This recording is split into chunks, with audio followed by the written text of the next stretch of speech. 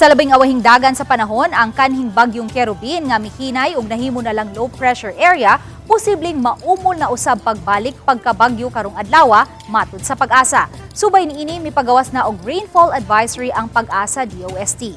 Matud sa Pag-asa Visayas, base sa heavy rainfall outlook nga ilang gitamdan, gipanglantawan nga masinati ang kusog nga pagbunok sa uwan sa Eastern ug Central Visayas sugod karong hapon hangtod ugma.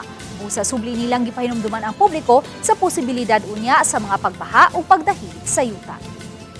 Doon na tayo mga heavy to intense nga mapag-ulan or around 100 to 200 mm nga pag-ulan. Ito sa Samar, Eastern Samar, sa Biliran, sa Leyte ug Southern Leyte.